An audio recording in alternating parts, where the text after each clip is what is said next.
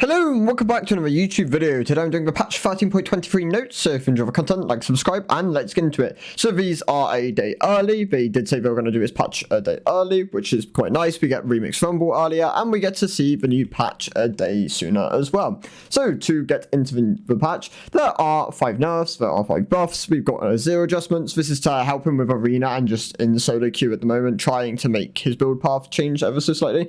Turret Gold is also getting a bit of adjustment, and we're getting 3 new skins. This is all very small as it's kind of leading up towards the big preseason patch, which we are getting at the beginning of the year, I believe. So let's get into it. So we're having via ID changes are being implemented this patch.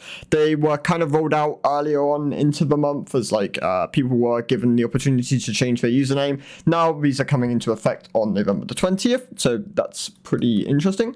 Azir is having his W damage decreased. The soldiers now apply on-hit effects though to kind of like even this out. This is what their goal was with arena changes, and it works within solo queue as like an option to build well, and it makes Nash's more of a viable option, and then possibly some things like Rage Blade, Phantom, Runans, and Kraken on him. So the magic damage going down from 2 to 92 to 2 to 77, and the scaling on it is going to go from 50 to 118 to 50 to 110, and the AP ratio is going to be going down from 60% AP to 55% AP. The W attacks now trigger on-hit effects at 50% damage value, so this is going to be a DPS nerf pre-Nashers, but now when you build Nashers, he's going to have his DPS go up, and it's going to be significantly better of an option on him. Expect to see Nashers first and Nashers second as is frequently now, as he will most likely be a champion which is very hard bound to the item.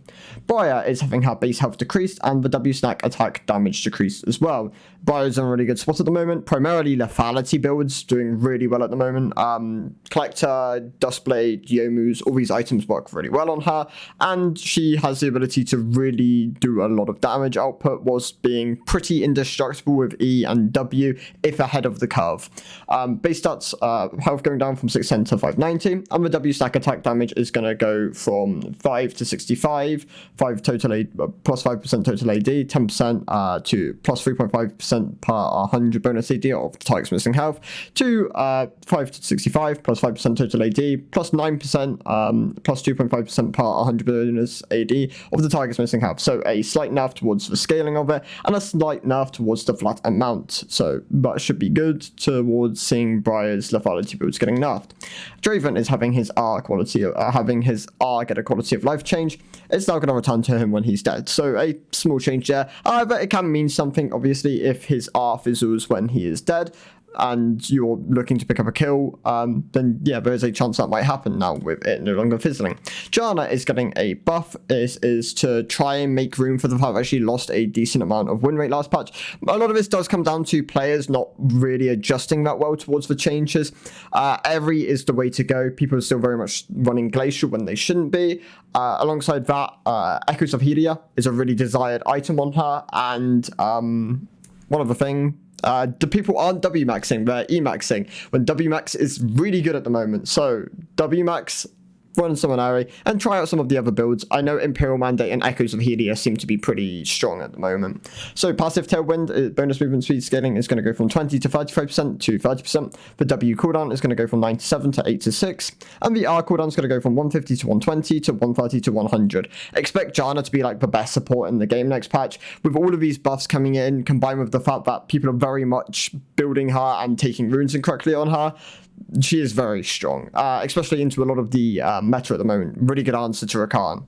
Jarvan is having his Q cooldown go from 10 to 6 to 10 to 8 seconds. This is a huge nerf towards Jarvan. He will lose a decently large amount of win rate from this, as his ability to rotate his EQ combo was part of his strength. The fact that he was able to so frequently deal damage with this ability alongside being able to knock people up, having that go down a bit is really going to hurt him. So he'll probably, it also nerfs his clip speed. That's another key thing here.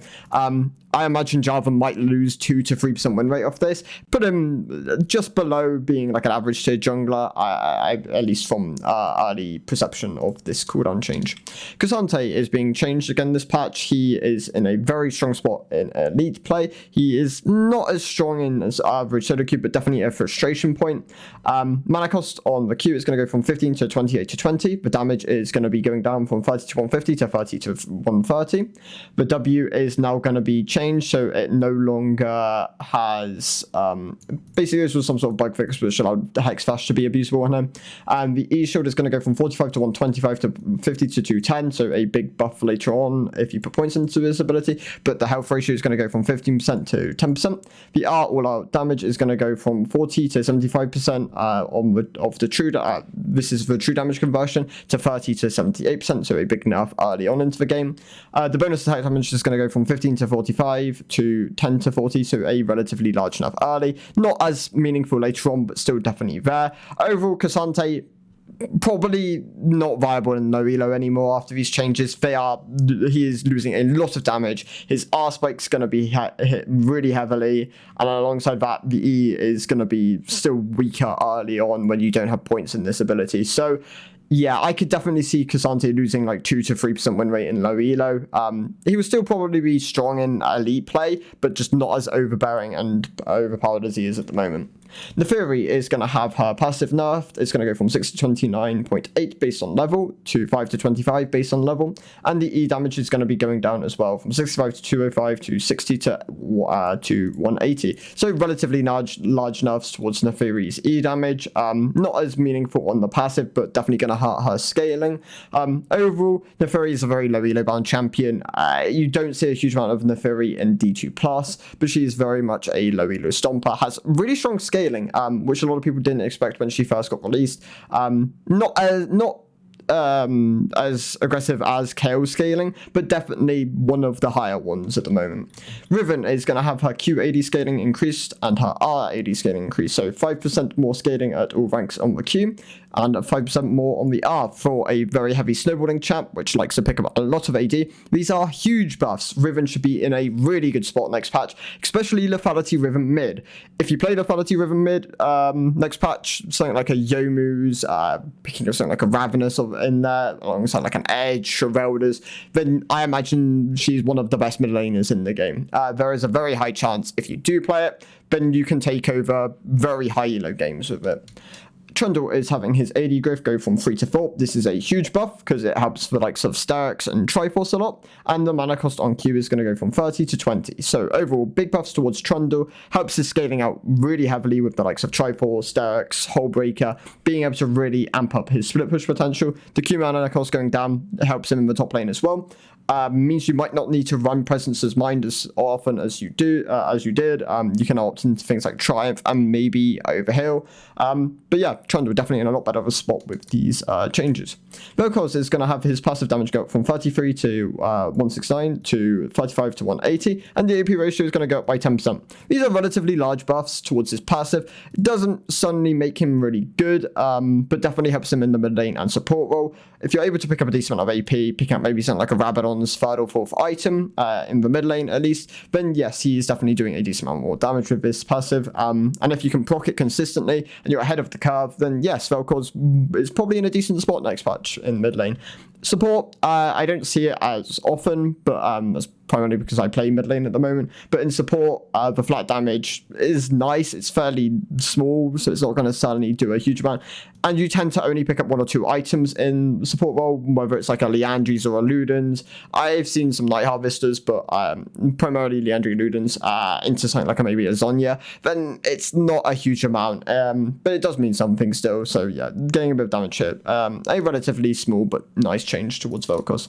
Ziggs is going to have his base AD increase from 54 to 55. The Q damage decrease is going to be 95 to 295 to 85 to 285. 25, so losing 10 at all ranks on this ability.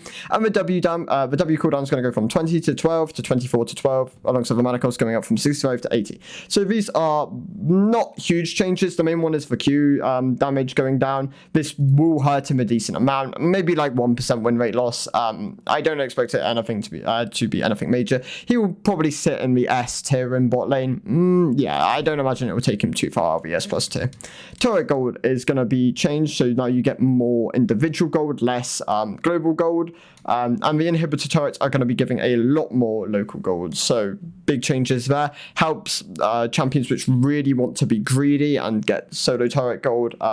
It's better in competitive play, definitely, where you're more navigated as a team comp. In solo queue, you oftentimes see supports poaching gold. But yeah, definitely a nice change towards champions which really want to scale with gold quite heavily. Casted and Kale come to mind as strong kind of options there. A couple of ARAM adjustments, a couple of Nexus Blitz adjustments, ping changes. There were some bugs. Mythic shop rotation, so leaving the shop Soul Stealer Vein and the Chroma which he gets. Bug fixes and quality of life changes, and then 3 new skins. So we've got King Begar, Bees Crank, and Bee Cos, which are nice skins. I'm not a huge fan of the Bee skin line, but I know a lot of people who are. I do primarily on Bee Zahar. I think Bee Zahar is a great skin. But yeah, thank you guys for watching. I'll see you next one. Goodbye.